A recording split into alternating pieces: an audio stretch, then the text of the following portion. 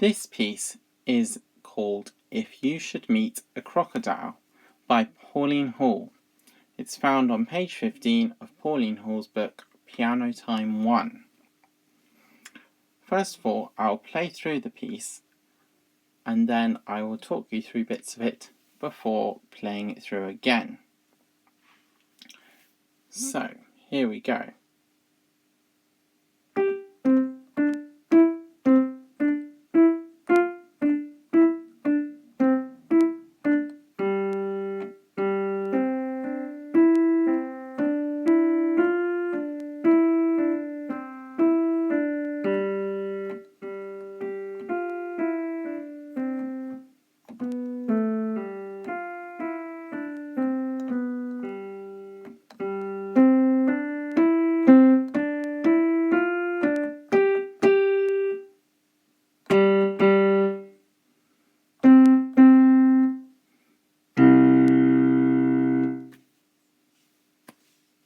Okay, so now I'd like to talk you through the piece.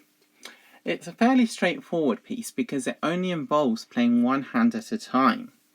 However, with my pupils, I like to add in a few extra things because on this double page spread of Pauline Hall's book, we are learning about legato and staccato playing. So I would like my pupils to think about adding in their own legato and staccato into this piece. A good way to think about how you can put that in is by using the words of the piece.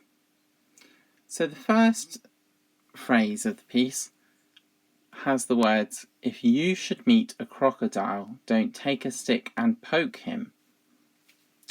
So when I'm thinking of those words, I think that that's a staccato phrase.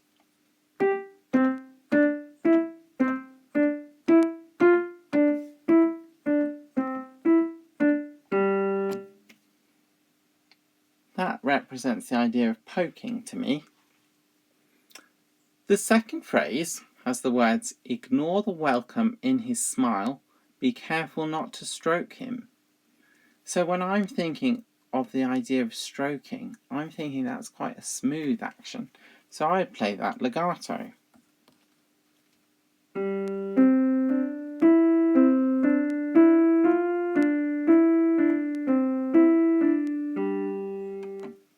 So nice and smoothly.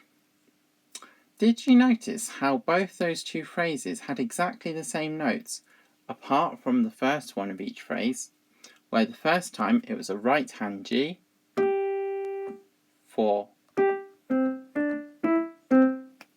and the second time it was a left hand G.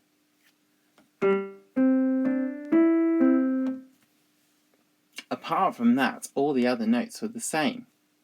So by doing different articulations, that's the word we use for both legato and staccato, we can show a difference between them because they are the same notes, and it helps to create a bit more interest to our piece.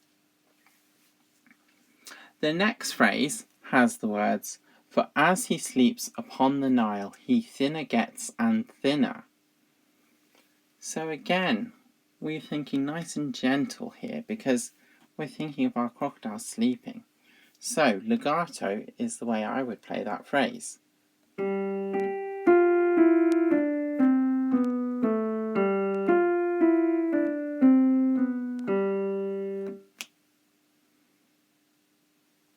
And then our final phrase is spread out quite a bit.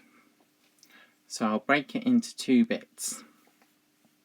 So the first bit of that final phrase, "And when you meet the crocodile, he's ready."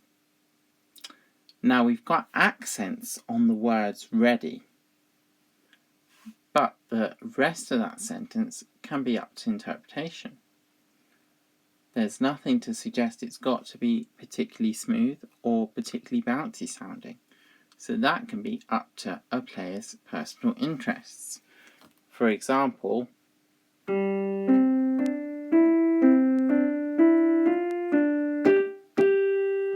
or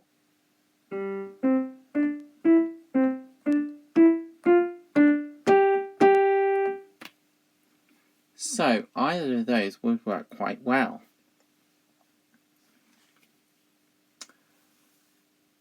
You will also notice that that uses the same notes as our beginning phrase, but not in full.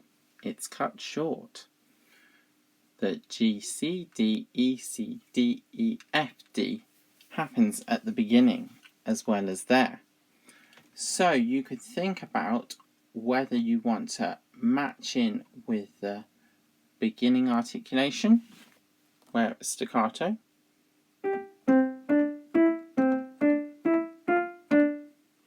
or when it comes the second time, legato.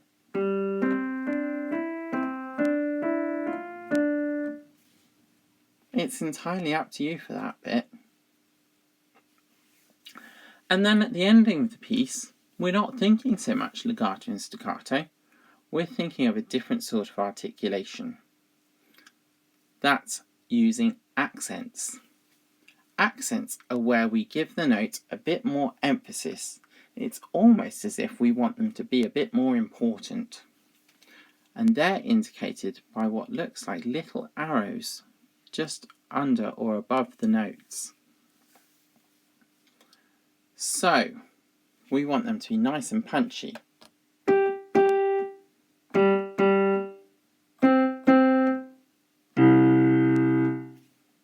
Like that. So accents are a third type of articulation. So our three types of articulation we have in this piece are legato, which is smooth, staccato, which is bouncy, and accents, which are punchy. Articulation is all about the way you play the notes. So now we've been through the whole piece, I will play it to you again with my thoughts on the articulation put in. It may be that you think differently, which is absolutely fine, because it's all up to our own artistic interpretation. So here is my version of the piece.